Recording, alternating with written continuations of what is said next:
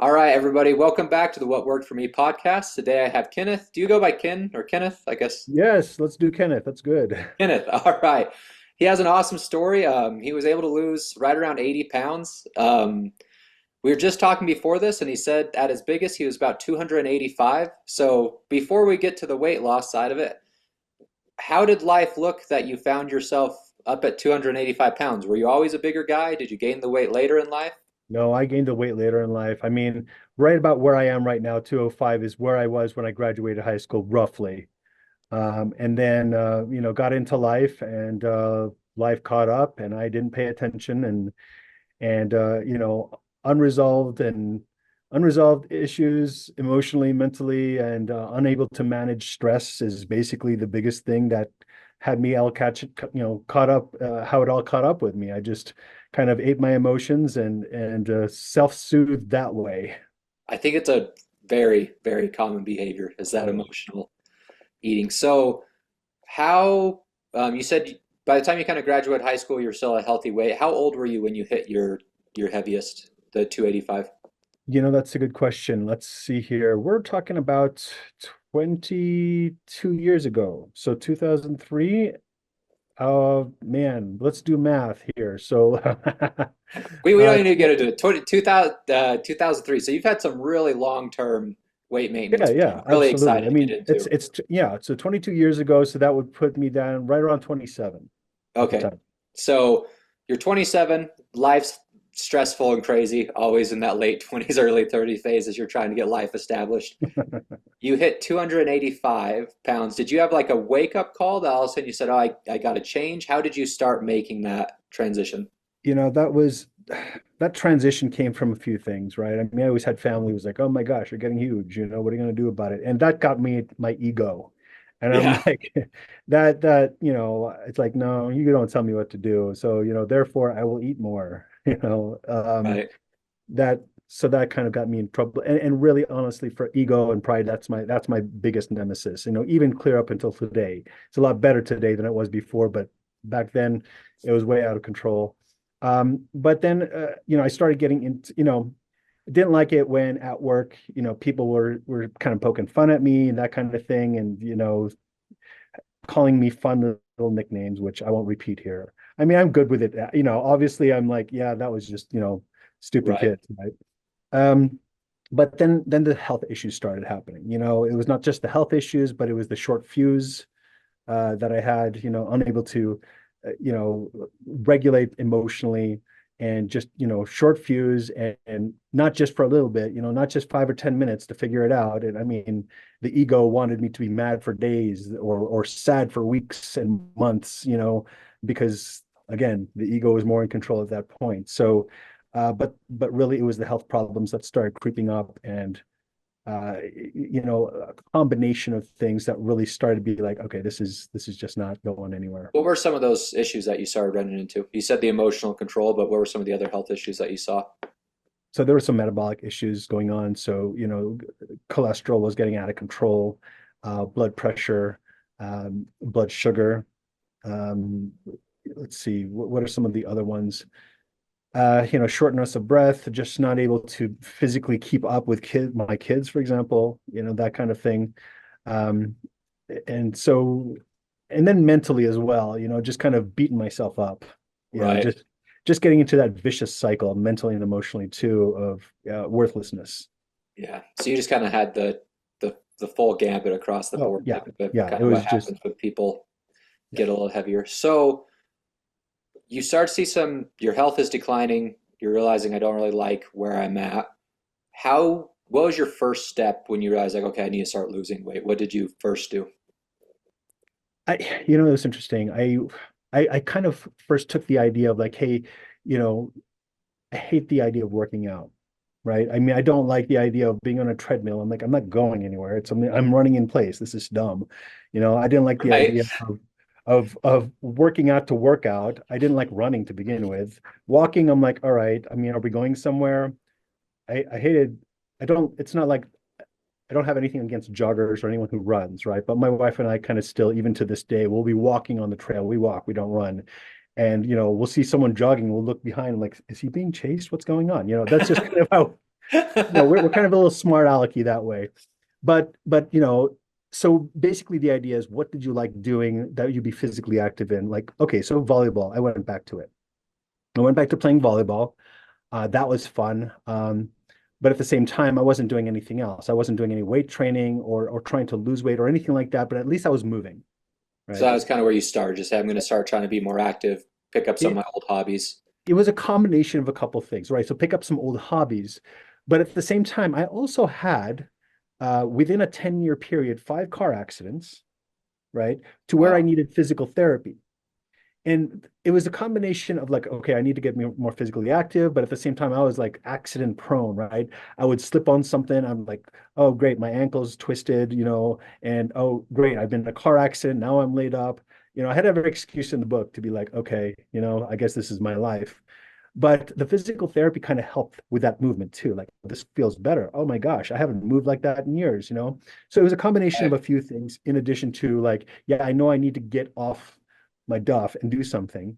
But at the same time, it's like I needed some because I wasn't going to do it myself, right? The volleyball was fun, but at the same time, finding games on a consistent basis was a hard thing too, because I wanted to really play. Um, so the physical therapy also helped me move more and kind of got me back into the mindset of like, this is good, I need to continue doing it. I started doing some body weight workouts, push-ups, sit-ups, that kind of thing. Didn't really go to the gym, didn't want to go to the gym. I just was like, everyone, why is everyone still there? They're all ripped and buffed and they should be going home. They're finished. They're done. I'm Right. not. I don't want to, just comparing myself Yeah. consistently. I think that can be hard for a lot of people to approach Oh the yeah. gym at the Yeah, beginning. absolutely. And so that's kind of how it started with me, just kind of like volley volleyball slash car accidents and the physical therapy that came out of that to start doing things. Um, and it felt good, right? There's still a lot more I need to learn in terms of, how much water I need to drink, what kind of food I needed to eat. And I mean, it was a long process. I mean, if I'm like, if anyone else watching is like me, right? You're looking for that magic pill, that magic shake that will just do it for you. That surgery, I don't have to think about it. I don't have to work for it. Yeah. That's the mentality I was at, and that obviously didn't work for a long time. So it started off with the volleyball bit. Did you see like any gradual weight loss just by increasing your activity level and the stuff with volleyball, or did that It all was come later? yes. It was gradual. And by the way, I should add one of the places I worked at as well had a corporate wellness program. And so they had Okay. a coach that, kind of would coach me along. But again, we were still not getting it was a combination of all these things that kind of helped propel me along. Now I did lose some, right? Right. I lost some, gained some, lost some, gained some, did the whole bit because, yay, physically I'm doing good. Emotionally, I'm a mess. Let me eat again. I mean, it's just that vicious cycle. But I did learn enough in terms of, physical activity and eating to get to a certain point of like, okay, cool. I've lost 40 pounds. This feels great. I'm at 240, 245 pounds. Hey, I like what the guy at the corporate wellness program was doing, coaching people. I want to do the same thing. I want to share my Okay. successes, what I did. Yeah. And so I went into school for that, and I started doing, and after school, from since 2007, I started doing corporate wellness programs, talking to people, coaching them along, doing seminars, doing webinars about what Right. worked. Um, and so it evolved into that, and there's much more, that evolved into. Yeah. So you brought up something. You said you lost about those first 30, 40 pounds, but you still had Yeah. kind of a hard time with the mindset. Yes. What did you do? Because that sounds like about halfway through your transition. What did you do to really change your mindset to be able to finish losing the rest of that weight? And then I'm sure that's been key for maintenance. This is a very tricky point that I'm going to make. Okay. Very tricky point because I still wanted to lose. I knew I could. I knew I needed more weight to lose. And there were some body image issues going on there. But one of the things that was the key, right? I was already a few years into doing the corporate wellness coaching and seminars and such. But I watched a video of this gentleman who was completely, absolutely happy with himself, full of gratitude, right? bragging about his beautiful wife and his four kids, bragging about his multi-million-dollar business. And in my mind, I was getting more annoyed and annoyed because I'm like, I, okay, that's nice that you have all that stuff, but should I not be at least happier than you are? Because at least I have arms and legs, I right? think I know the motivational speaker you're talking about. Yes, it is. It's Yeah. you know who I'm talking about. Yeah, I forgot his name, but he's pretty Right. great. The way he, yeah, Nick Vujicic, yeah, yep. right? And so I'm just like, oh my gosh, right? Just got to fume, put my pride down a little bit. I'm like, okay, he's got a point. Had to work through a few things. The biggest thing I had to do, right, was infuse some gratitude into my daily life. First and foremost was if I never lost any more weight, how can I be happy with where I was? Okay. If I did not lose any more weight, how could I be happy and just simply be happy? That was the biggest kicker. And that is very, very hard for a lot of people to swallow because it's kind of like but losing weight is happiness. I'm like, right. But if you don't lose weight, are you going to be miserable for the rest of your life? And that's the conversation I had with myself. I'm like, I need to find a way to be happy first. I need to find this gratitude component first. And you know what? If I lose more weight, great. If I don't, I'm still happy. Right. Now, there was a lot of stress management again, a lot of things I had to do. This wasn't an overnight thing. It was months and more years of trying to figure a few things out, but I got my stress management under control. My mindset was different. It was more geared towards gratitude. My body was completely relaxed. My mind, my emotions, everything was more relaxed. And the rest of that weight, super easy. I wasn't even trying to do anything else. So just kind of really finding peace in the moment It and absolutely was because then I had to figure out what's triggering me here. Why do I feel a knot in my stomach? Why do I feel?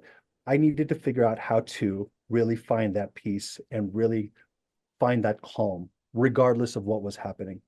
And that was really through the mindset of, okay, gratitude, gratitude, gratitude in motion, in practice on a yeah, daily let's basis. talk about some of those practices. Like, what were you doing to instill gratitude into yourself? Were you doing journals? Like, how were you?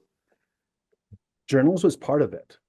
Journals was part of it. Handwriting specifically. There's a big psychology to handwriting, right? Yeah, That your body's telling you what's going on, how to process that properly.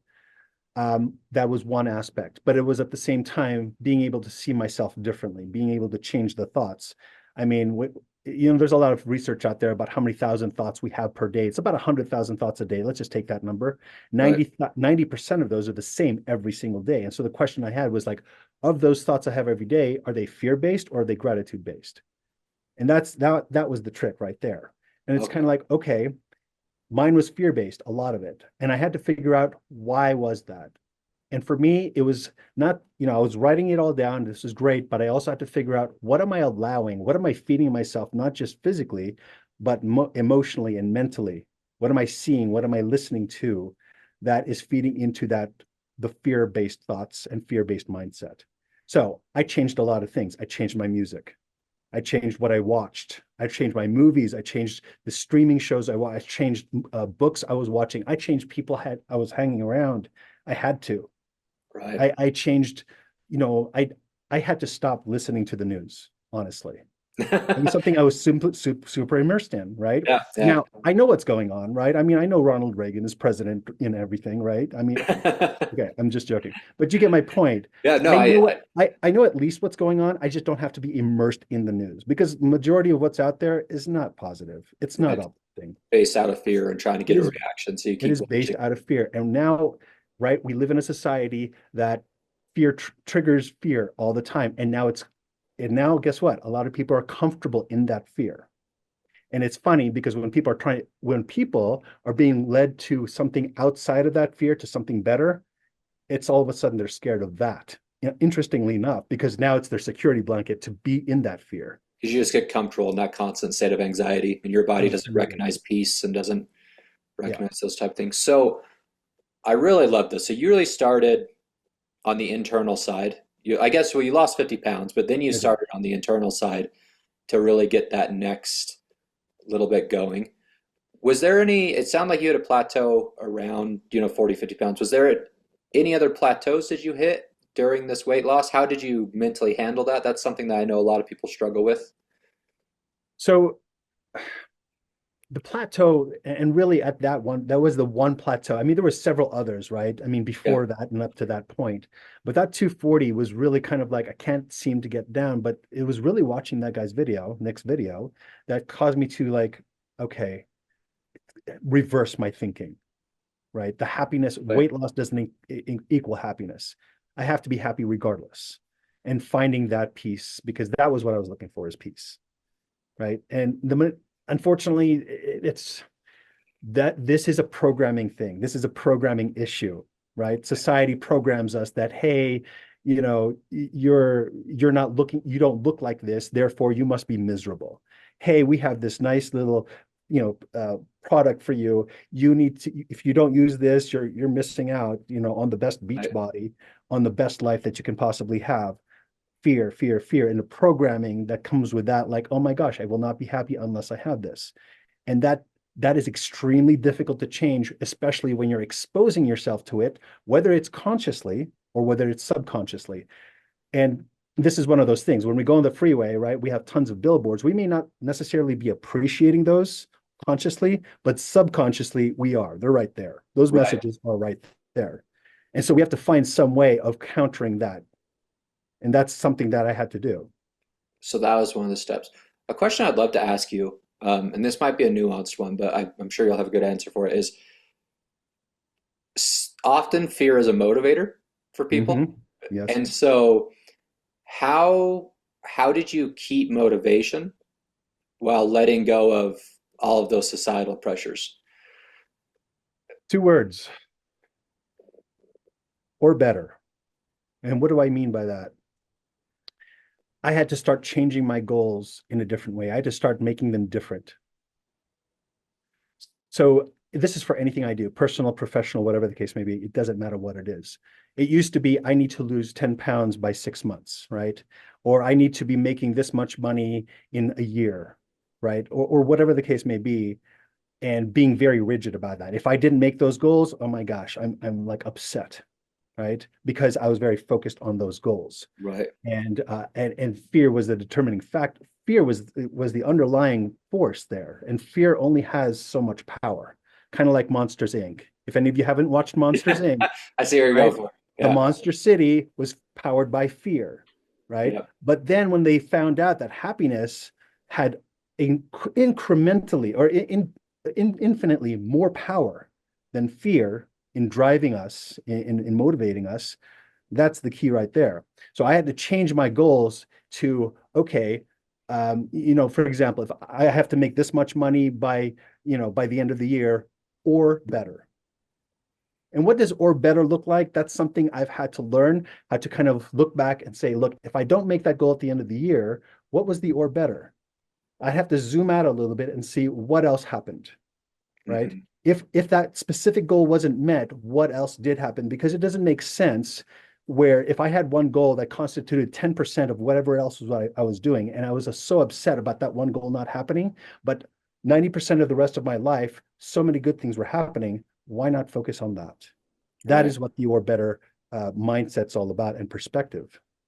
Almost kind of just thinking of it in like a rising tide will raise all ships eventually, right? If you just are focusing on progress and getting better, all those goals will eventually get Abs- there.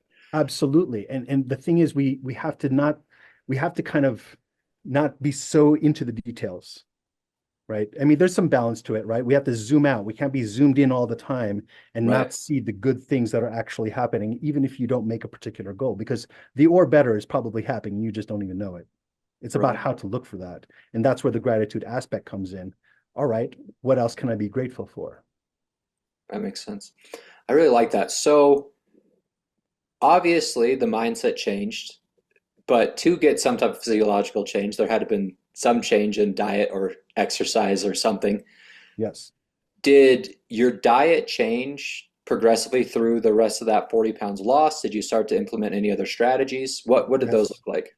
Yes, absolutely. And here's the interesting thing, right? With that appreciation factor, I was now appreciating, instead of looking at the mirror and holding my gag reflex, right? That's exactly what I used to do because I'm like disgusting, don't want to do that, don't want to see that.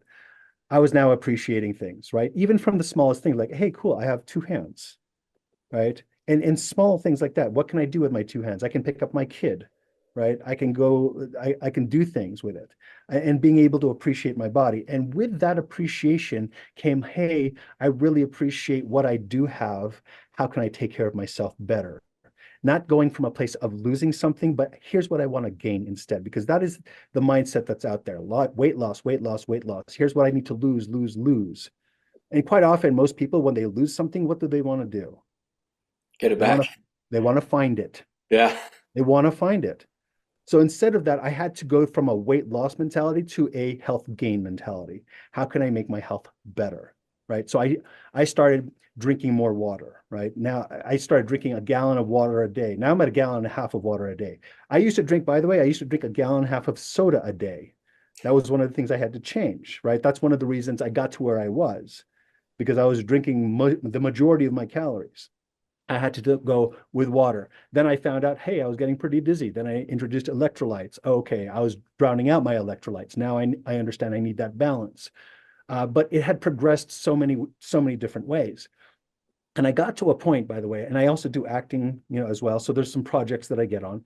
But I got to a point where I was at 220 pounds, and this was a few years ago, and a film project picked me up and said, hey, we want you for this. We're going to put a personal trainer on you. You need to shed about 30 pounds. Right. Right? And I was like, okay, no problem. At We're this just gonna time, shove that fear mindset right back down your throat, well, and basically. and this is the funny thing, right? Because if this had been presented to me before I understood what gratitude and the power of gratitude, if it was given to me then, I guarantee you everything that I went through with this personal training that I had to go through would have given me some sort of eating disorders to a degree that I don't even understand, right? Right. Because then I would have been only concerned with, wow, I really look good, and therefore I need to start doing that. The way it was done was not exactly healthy. I only had 4 or 5 months to get into a particular shape, and it Right. was not exactly the healthiest way to do it.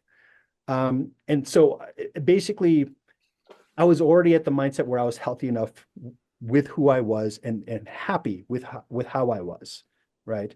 And so going through that, it was a lot easier because I could understand, hey, this is good. I understand how to regulate my emotions and my mental health, and not have this extreme body change affect me mentally in a bad way. Right. Now we went down, I went down to like 192 pounds. All right. That is the least I've ever weighed since I was 18 years old. Right. It did not feel good, right? There was no fat, there was no nothing. There was no fat, no carbs. I had this brain fog. Just straight protein. Just Pretty classic much straight bodybuilder protein, shred diet. right? I mean, eating 8 times a day and working out like a madman, right? To get to this point.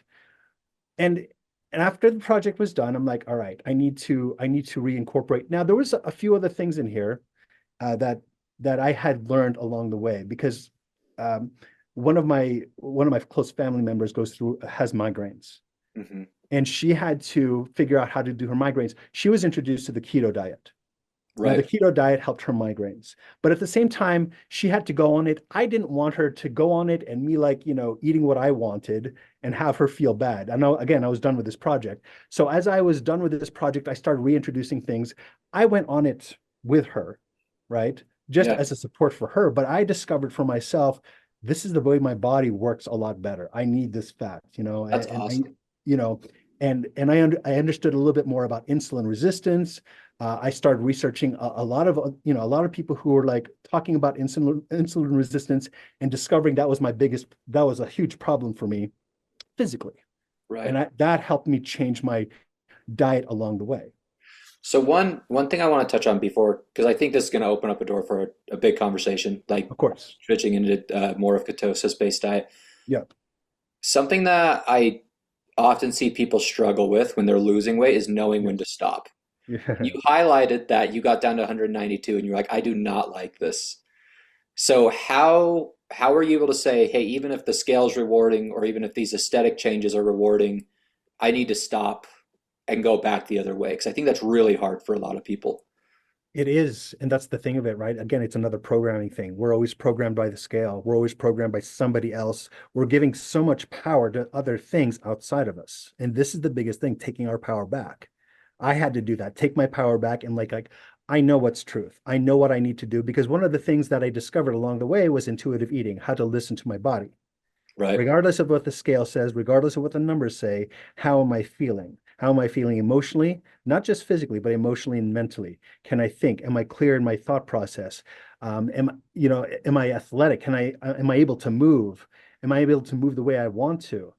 And so that is one of those things, is kind of deprogramming, unlearning what we learned from society, how we've been programmed, and relearning something else that's more beneficial to you specifically, right? There's the intuitive part of things, but our body has to be also healthy enough to listen to, and that's also another key there. Yeah. Trying to get trying to get there to that I'm healthy enough now to listen to, and therefore I need to gain weight or lose weight or do something else with my body that's going to make me healthier. Not necessarily lose weight or gain weight for that purpose, but what do I need to do to make my body healthier? Yeah. I'm a huge fan of intuitive eating. I Yes. think it's really the only long-term Mm, realistic way to change your yep. health. Yep. How were you able to learn that process? I know a lot of people struggle. What were the things like, could you break down maybe a couple of the cues that you found, or you could start to tell, hey, this is what feels good? Because I feel like it's often kind of like trying to explain what salt tastes like, I where know. everyone knows, but nobody knows how to explain it. And this is the problem right here. Again, we're going to go back to the whole programming things where we're taught even from the time we are little kids, we are modeling after what our parents do, right? And that most of the time we hear our parents, I need to lose weight. I'm not going to eat with the family because I need to lose weight or whatever the case may be. It's people seeing and modeling what people have been doing, and like, do my clothes fit right? Do I look right? Do I have a thigh gap? There's just so many things out there that are crazy fads that don't necessarily indicate health. What truly does indicate health? But the unfortunate thing is we're in more and more progressively every single day for the last decade or two, right? We've been focused on how do things look, right? Right. Whether it's video, whether it's pictures. There's so much research out there, by the way. And this is, I'm trying to remember, I think it was called the Fiji study. It was a long time ago where there was a society that there was no pictures whatsoever introduced into the society. There was no image issues. There was no eating disorders. As soon as you had print media introduced, all of a sudden we started having body image issues and eating disorders because now there was comparisons. And so Yeah, the I'd be trick interested is, to see that. I don't know if I've ever seen that before. I'll have to yeah, look it up. and again, I think it's called the Fiji study. I'd It's have to okay. look It's it up. okay. But Yeah, anyway, the point being is that we live in a society where constantly comparing, right? Where it's a competitive spirit. You need to compare yourself to this person, compare yourself to that person. You need to be, and that's unfortunately where a lot of the, uh, I'm I'm going to try to not call it a mental illness, but it has become one, right. right? Where we are very much seeing just what's on the outside, and where intuitive eating comes into place is trying to break all those barriers. I'm of the opinion that everyone has an eating disorder, right? But not clinically. Right. The I whole do. difference between disordered eating and an eating disorder, Thank right? you. Like Exactly. most Because people have some form of disordered eating. they do. And the thing of it is, no one eats exactly what they need for what their body needs. There's very few people who do that, right? Babies being one of them. And even babies, they'll spit up a little bit because they've eaten too much, right? But Right. babies don't have, right? They know when they're hungry and they know when they need to stop, pretty much on the ball. But they don't have all these other social influences or cultural influences that are saying, eat this, don't eat that. Hey, wait, there's going to be a big buffet later on. Let's hold off on eating, or whatever the case. I need to look good for this. Babies are not thinking this way. Right. So what happens between the time we're babies until the time we get there? What gets introduced into our sphere of influence? Right. And this is key right here. I mean, this is, oh my gosh, we can go hours and hours. And I know we don't have hours and hours. The hardest thing about nutrition is just a massive, massive topic, right? It's everything comes into it. And so to I think to get to the meat of this issue, I mean, like kind of the meat of the topic, like I said, is there anything you can say that really helped you grasp some of the foundations of intuitive eating? Like, what were the first steps where you started like, oh, this is how? I listen to my body and this is how to start moving forward. You know, intuitive eating is the basis of it is understanding when you're hungry, understanding when you're full, true hunger and true fullness, understanding how to do that, understanding that sometimes your hunger is not really hunger. Sometimes it's just thirst. And for me, half of the time that I was hungry, it was actually thirst. And so introducing water helped me to understand, okay, what's true hunger and what's not. Um, I would every time I felt hungry, I would drink water. Half the time it was just water, right? But also understanding to take time while I was eating, be mindful with what I was eating, right? Instead of rushing through things, instead of mindlessly eating and just grabbing whatever it was. Because there comes a time when you're like, okay, now I know I'm hungry. Now, what am I hungry for? Right. And being able to try to be in tune as much without looking at all the billboards, Right. without smelling all the smells that come during lunchtime, right? And try to be like, what does my body really need? Man, it really needs some protein right now, or it really needs some fats right now, or it maybe needs some carbs right now, right? Or if you are really, really good, my gosh, my body needs some zinc and it needs some B12, right? If you're really, really good in understanding that. There Yeah. was a point where I'm like, oh my gosh, I'm not feeling that great. And sometimes all I needed was some salt, Right. right? Because I would go the opposite. My problem isn't too much salt. Wasn't at some certain point wasn't too much salt. It was I wasn't getting enough salt. And so Right. there's some times where I can go overboard in saying like, well, I have to cut this out. And we go overboard with certain ideas or fads, but then your body's telling you otherwise. And Yep. it's very, very hard sometimes to listen to that intuition when society's intuition tells you otherwise. Like, well, what you're doing isn't working, buddy.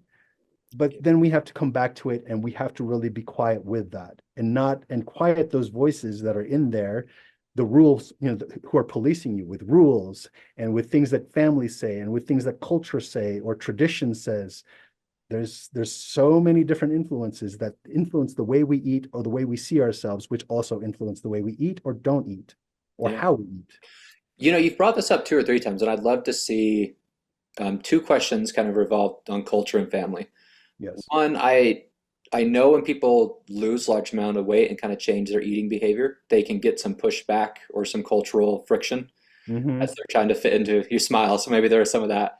And then also, I'd love to know if you've seen any effect within your own family, right, from before or after, of how you interact differently now that you're healthier. So we can break those up. So first, during the transition, was there some type of cultural friction, and how did you navigate that? Cultural friction.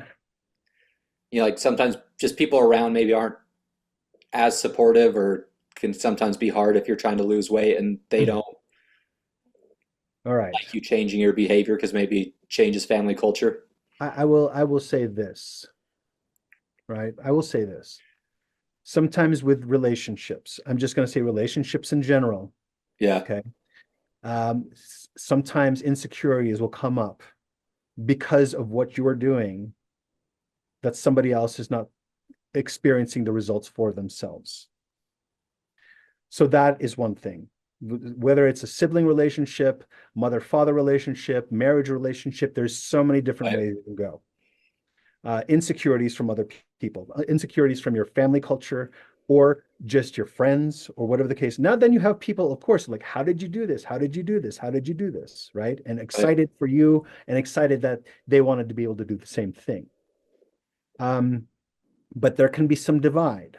There can be some jealousies, right? Some envies that can be dividing. And how did you handle those, right? And keep those from, kind of poisoning your mindset or just slowing down your progress. Remember, I told you pride was my issue. Yeah. Okay, I let that get in the way big time, right? Even though I had this tool and gratitude and pride was a lot better when I lost the weight, the pride kind of came back again. It's like, hey, you look good, right? Right. Started getting, and I started doing acting more full time and everything else. Started getting a lot of attention, Yeah. right? Not handling that pride very well, letting that be a downfall in many different ways, which I'm not going to get into, but it can. Right. And this is why it's key, happiness first. Yeah, because right? success is often the worst thing for success. You can be that can be a big trap. And there's a lot of people who can get hurt, Yeah, right? Even if you're not meaning for it to, even if it's a tricky, it's a slippery slope. yeah. So, and then I know you've been able to maintain for 20 years, and I do want to see. I know you said that you had kind of some emotional things that were hard, like emotional control.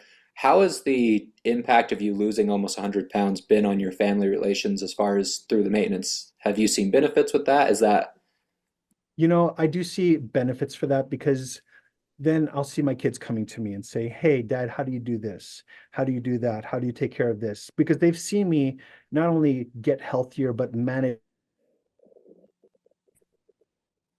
in terms of being able to manage my stress.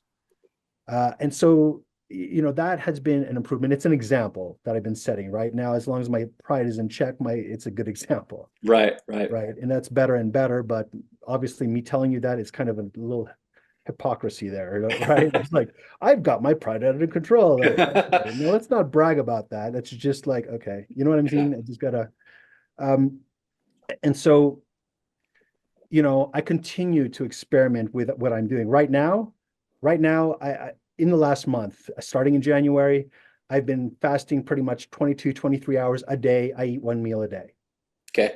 right? Yeah, and let's branch in that because I know you touched on you found yourself liking a fat-based diet a lot more, Yes. and then also we're starting to talk a little bit about fasting. So let's maybe dive into that. I think we Yeah. covered mindset and gratitude and all that very, Yes. very thoroughly. I mean, as much as you can do in an hour. Yeah, Uh, yeah. let's talk about how did you start to find the techniques that work the best for you? With regards to fasting, Fasting and even the high fat diet, just wherever you want to start. Let's just start talking about what you did and how you were able to find those methods. And the funny thing, right? And finding that method, obviously, as I mentioned to you before, is one of my, family members who had to go through it and went to it through with went to it with, excuse me, went through it with her, right, right?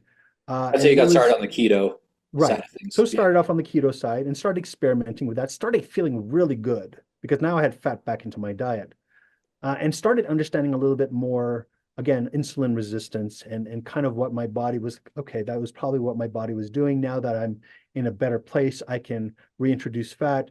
And of course, taking it to an extreme, like I like fat a lot, I'm going to just eat a ton of fat and, you know, exploring and experimenting, going overboard, recorrecting, and understanding because I'm going through intuition, right? That right. didn't feel good for my body. Okay, that felt better. I'm going to continue doing this and having it evolve from there. And that was a few years ago that I got introduced to that.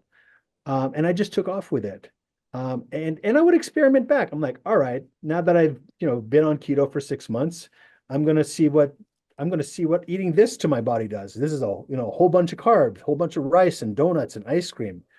I'm like, okay, now I know why that doesn't work, Yeah, and you can right? kind of And, feel and that. just and just kind of playing with what my body will handle, right? Right, Whether it's emotionally, mentally, physically, and understanding like, okay, this is what works, and this is why it works, and this is why it doesn't work, and this is why I'm going to continue sticking with it. And so that just kind of reinforced. And of course, throughout the whole thing, understanding like, you know what, there are some times where I play volleyball and I need some explosive energy. And I know that the keto is not going to do that for me. I'm going to have to carb up, 30, 40, 50 grams of carbs an hour before playing. And I've learned that works. And yeah, still keeping within mostly ketosis, it works great for me.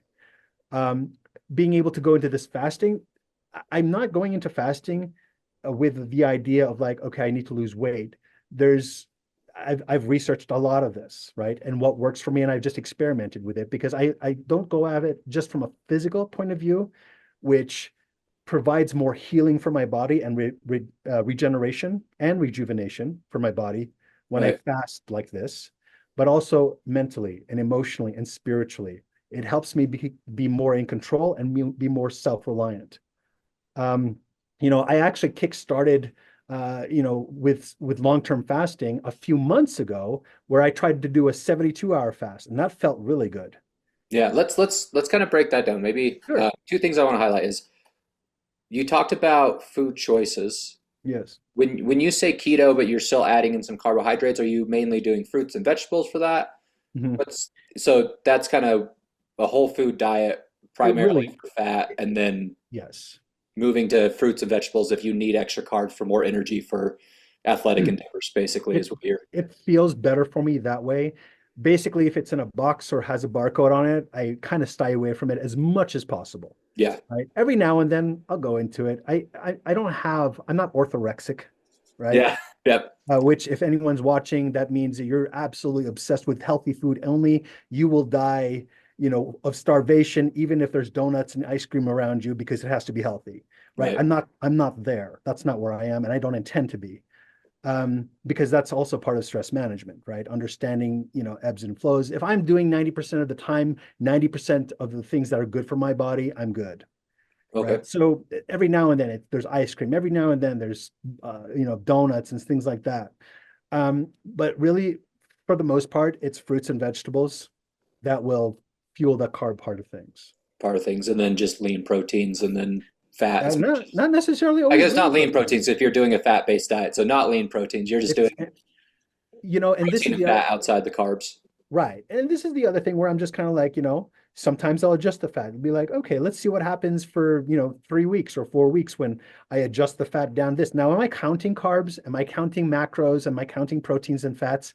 I used to, but I don't do that anymore, especially when I'm eating one meal a day. I'm like, is this satiating? Do I need more? And still keeping in mind that this is going to fuel me for the next 20-ish hours. Right. Am I getting all that I need? And feeling good about that. And knowing because I'm drinking a gallon and a half of water, up until the point that I'm actually time to eat, like, okay, I can better manage what I need, how much I need, right? Just all through the intuitive Just cues. all through the intuitive thing. I'm also finding I'm not needing as much food as what is required or recommended by whatever governing authority there is that tells me what I need to have for my body Yeah, either. This is self-reliance because when it comes down to it, if I get stranded on an island for an indefinite period of time, yeah, right, and I don't have barcodes to tell me how many calories on things, I'm good to go because I'm already self-reliant. I don't need a Fitbit. I don't need some device to tell me or track for me. I'm already tracking it. right. Because you can kind of just do it within your own body. Exactly. So let's go back to you said you tried your first 72-hour fast a Yep. little while ago. Did you go for 24 hours at first, or did you think I'm just going to jump straight into because 72 is 3 days, right? It is. So to answer that question, all right, and this is going to be kind of a tell for a lot of people. Like I had been doing 24-hour fasts once a month for 30 years, Okay, right? so you just And got used to doing that. that's more that was a religious thing. Oh, okay. Still Yeah, yeah, is, still is, but so that wasn't new to me, yeah. right? And so I jumped into the 72. I had to make sure my mindset was right about it. Like, what am I going to gain, not just physically, but spiritually, mentally, and emotionally, right? Going into the 72, making sure I was hydrated, making sure I still had the minerals, making sure my electrolytes were not being drowned out. The most important thing about this that I learned, and I'm glad I learned it before I hurt myself, was the refeeding. When you're breaking that 72-hour fast, it is extremely important about how you break it because you don't want to go in there and all of a sudden just put 3,000 calories into your gut. You're Yeah. gonna you're gonna ruin yourself, and you could give yourself some serious, serious issues, even possibly a heart attack. So you're coming off it fairly slow then, I assume. Yes, And so absolutely. during it, uh, let's take one more second to talk about during it. You Yeah, said you're doing vitamin and mineral supplements then during it. Like, yes. are Salt. those just, is that just straight salt? Or are you doing potassium with it? What are you, There's electrolytes, there's salt, potassium, magnesium, just a, like an electrolyte packet? exactly. Okay, Exactly. Yeah. And just perfect. making sure that I'm gauging that and making sure like, okay, do I have enough? And understanding how, again, how to tell that on my own. And making sure that uh, I'm making sure I'm doing it the right way. Right. And so are you fasting until a time? Like, or are you just going off of more of an intuitive? Because up to this point, you said mostly everything you do is intuitive. So are you Yes. giving yourself like a, I think I'm going to shoot for 72, but I'm just listening to my body and knowing when to stop? Or how do you kind of, are you pushing it for the time limit? Where are you with that mindset So wise? with the 72, I only did it the one time and I pushed it through the 72. Yeah. because I wanted, that was an experiment. I Just want to wanted see what to it felt like. I want to see how it felt like, what or what people are talking about with the benefits. Are they, are they high, or, or is there something real to it? There was a ton of benefits, right? Just healing. There's so much healing that went on, but there was also mental discipline and emotional discipline Right. that came from that as well. There was a lot of other things that happened. It was not just a physical thing, but also mentally and emotionally, I was also more calm. So there's a lot of things that came into that. So when I'm doing, when I do it now, I'm doing basically 20, 22 hours and then I'm eating. Sometimes I'll eat twice a day. That's very rare, but I'll still keep a 12-hour fast as much as possible in between the times that I eat. Just reducing the times that I'm triggering the insulin and just reducing those times Hmm. and just giving more time for my body to do what it needs to do without consistently digesting, which is what I was doing before, eating six, seven, 8 times a day. Right, where you always have something in your system. Exactly. So, how did you choose your feeding window? Do you do it in the morning? Do you do it in the evening? How did you dial that in? Were you talking about the 72 or what I'm doing now? With what you're doing now, With because you what I'm said you're doing, eating, you're basically doing like an OMAD, right? 1 meal a yeah, day. yeah, basically. So Basically, how, go ahead. I was just wondering, how did you choose the meal for that? Like the time of meal? The time is basically, I also don't like eating too close to bedtime because, I'm also at the age where like, Yeah. if I do that, I'm just like, all right. I'm also trying to like, in the past, if I ate too close to bedtime, I would have some, what's it called? The heartburn or the Reflex. reflux and stuff like that. But I think I've taken care of that where that's not so much of an issue. But I still would like to, I still don't eat too close to bedtime either. So, maybe I'll eat around, 4:30, 5 o'clock. Okay, it's like You an know, early supper yeah, type something thing. to that effect. And I just kind of do it that way. And sometimes I adjust the time. Just depends on what's needed, depends on what's going on. If there's a wedding ceremony, I'll adjust it then. I'm also not very rigid either, right? If my wife says, "Hey, we want to get some dessert here. Let's go out. Let's go for a date," and I ate something 5 hours ago, I'm not going to be like, "Well, you know what I'm doing, woman, and Yeah. you need to follow and honor what I do." I'm not doing that kind of stuff, right? I'm not rigid about it because that's also part of stress management, right? I also want to make sure that I'm enjoying life, that I'm also, you know, making sure that I'm living life with my family, you Right. know. So kind of late afternoon, early evening time is when Mhm. you eat, but it can fluctuate based off of It anything. can. Sometimes if Was that I'm by design? Did you try other time periods and I that's what you did. got? And it's a Okay. very good question, actually. Honestly, I did that design because that's when my wife eats. And I Perfect. want to eat with her, That's right? a good It answer. is. Now, when I'm traveling, and I do traveling because I do corporate trainings and speaking events and all that kind of stuff, and sometimes acting, I go out of state and do all these kind of things. When I'm put up in a hotel and they have like, a free breakfast, all you can eat breakfast, right? Now I'm changing it to the morning, Yeah. right? Because maybe I'm there for 2 or 3 days and now I'm front loading. Now, the front loading honestly feels better for me. I like Okay. doing the front loading, right? It gives me the fuel I need for the rest of the day, and Yeah. I'm good. I like it. Yeah, you're I talking to someone who's clearly biased about. That's like what all of my research was in caloric front loading. So right. that's a I little I bit of a do. loaded question, honestly, on my No, side. That's I that's wanted to see if you felt a difference. I do, and I do feel a difference. There's more energy throughout the day. I can do it is better, right? But the benefits aren't so much that I'm going to that it outweighs the need for the social health with me eating with my Yeah. wife. Man, I love that. That balance is something that's so hard for people to find. Yeah. Is, how do you maybe lose a small battle with your own health Yes. on one side, but then you win Yes. the war of, overall feeling way better and knowing that if you have a closer relationship with your spouse, that balances out and is so much more beneficial than, you know, the slight 10% benefit you might get from eating a little earlier in the day. That's really awesome. Yeah. Yeah. So, so really it comes down to you kind of pick the afternoon and evening more for the social aspect. That was the thing that, For my marriage. yeah, no, I mean that's smart. Yeah. I can't stress enough how important social eating is. Like it's humans really need that. Yeah. Um, so is this what you see yourself doing forever, kind of 1 meal a day? Is this what you've done the last 20 years since you've maintained? How? The one meal a day, I only started in January. Oh, because that's pretty new. It's pretty new. It feels good, right?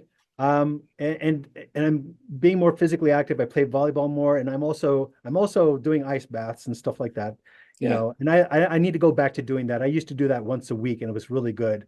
And I need to go back to doing that as well, but sometimes time constraints, it just doesn't happen. Right. Sometimes it's much needed because there's some injuries that need to heal, Yeah. and Yeah. that's really good. But I'm going to continue doing it until I find something different that will change my outlook because I'm always open to learning. While right now this feels really good, that's how the evolution of how I've eaten and how I've taken care of myself has been. It's kind of like even with working out, that has changed as well. That has evolved, Yeah. right? Instead of now fat loss, it's now strength building and muscle building, right? And so there's some evolution with that. Um, and obviously with intuitive eating, you kind of have to, link that with how physically active are you? Because the more physically active you are, depending on what you're doing, is going to also indicate your intuition in terms of, okay, I need more water, I need more salt, or I need to eat this more. And Right. it's almost an elusive like carrot that you'll never get. Yeah. But at least you're almost there. At Yeah. least you're almost there. And so I'm going to continue this OMAD way until I continue, until I find something else or research something or discover something that says, all right, now you need to do it this way.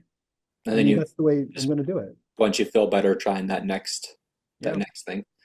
Do you think that's been a key in your maintenance is the fact that you're because I mean I don't know how familiar with this statistics. The fact that you lost that much weight and you maintained it longer than 5 years is really actually pretty rare. Yeah. Um, um, do you think the fact that you're constantly just looking for that next thing has helped with your maintenance? Um, am I constantly looking for it? I'm constantly educating myself. Let's put it that Okay, way. yeah, that might be a better way. Right? Because I'm constantly educating myself. I'm always wondering. I'm always listening to things. I'm like, all right, is that steeped in, you know, good wholesome science, or is it steeped in the science? Right? I mean, I Yeah, do it that way on purpose because of how things are presented sometimes. yeah, And then I decide, like, okay, I will experiment with that because it feels good. It feels like it could lead into a better direction. Most of the time it does. Sometimes it does not. Like, okay, lesson learned. I will not do that again, whatever it is. yep. And so I just make sure that I sit with whatever it is and be like, do I need to change things and why? That You makes know, and it's the constant curiosity for learning. It's a lifelong learning thing that I have. I always want to continue to improve. And sometimes that will spill over into I need to change something with how I work out, how I eat, how I drink, whatever it is. Sometimes it's that, sometimes it's not. so. I do want to ask one thing because this is something that I think is important. How long do you give your self-experiment phase? Because sometimes when you change, you can kind Yes. of throw off your rhythm and maybe Mhm. not feel good immediately. Yep. I'm sure you've probably experienced that. So, Yes. how do you determine, okay, I've given this enough time, this actually isn't working for my body, or it is, like, when do you pull the plug on a self-experiment? It depends on what it's supposed to do. Okay. It depends on what it's supposed to do. And so sometimes it's only 2 or 3 days, right? Sometimes it's 3 or 4 weeks, but that's somewhere between those. It just depends on what the change is supposed to evoke or what it's supposed to do mentally, physically, emotionally, spiritually. And that's where I go. Sometimes it's kind of like, hey, this is going to make your joints better, or it's going to help you move more. It's going to help you heal better. I'll I'll give it a little bit more time. Yes, this is helping. No, that's not helping. And the time that I give that experiment is based on, again, what it's supposed to do. Okay. Whether it's based in evidence-based scientific research or evidence-based anecdotal. Right. And so that do you have an idea when you're going in? Like, I'm going to try this for X amount of time, or do you just Yeah, I do. Um, because I also have to keep in mind, I also have to keep in mind, are there other things that are going to be suffering because I'm going to try something new? right? And I have to keep an eye on that as well. If I know something else is suffering within the first 2 or 3 days, even if I intended to do it for 2 weeks, I'm done. Especially if those other things are extremely beneficial to me. I'm like, yeah, I'm not going to do that. Makes sense. No, I like that because I think that's something I constantly hear from people is like, oh, just you'll get used to it or Yeah. this or that. And it's hard to, I think, know. It's so customized, right? Well, I can never, whenever I'm coaching people, I can never say like, you need to try this for this long. Unless sometimes there are things, I mean, like if somebody's only drinking 10 ounces of water a day, and they're like, if I drink any more, I feel sick. It's kind of like, okay, because maybe your body's used to that, right? But you need more water. But you need more water than that. You need to Yeah. experiment more. I go to the bathroom more. Yes, that's how it's supposed to work. Yeah. There are certain things where if I'm coaching somebody, it's kind of like, I sometimes, I mean, obviously, as much as I teach intuitive eating and listening to your body, sometimes people need an outside influence to jumpstart in that Yeah. direction. Yeah. Because Sure. again, people need to be healthy enough to listen to their body. Their bodies need to be healthy enough to listen too. Yep. And if they're not at that point, they can't really be intuitive about their health. Yeah. I always use the example. It's really hard to tell the difference between bad and worse. Oh yeah. It's very easy to tell the difference between good and bad. Like once you Hey. feel good, if all of a sudden you don't, you know. But it's Absolutely. like if you felt bad and now you feel terrible, it's like it's all just kind of the same. So um we're coming up on time and I've Yeah. learned a ton and I'm really excited about this. Is there anything else you want to cover before we wrap up? Any other topic that you feel like you'd like to dive into? Oh my gosh, I'm sure there is, but you know what? I know there's time. There's nothing else that really comes up. This gratitude component, I will tell you, has been a life changer in many ways. It's not just for my health, it's the overall comprehensive health. We're Right. talking about saving relationships, we're talking about improving relationships professionally, personally, in so many different ways. Stress management, I mean, so many benefits to it, and there's a lot of research to it, which is why it's the basis of how I do everything and why I do everything. Yeah. You kind of rooted in that gratitude thing. I really love that. I think everyone needs to find that one linchpin behavior, kind of that thing to anchor them. And it sounds like the mental health and the gratitude was really the thing for you. That's awesome. Yeah. So, man, thank you so much for coming on. I think we'll end there, and hopefully everyone Absolutely. listening enjoyed it. Yeah, thank you. Thank you all.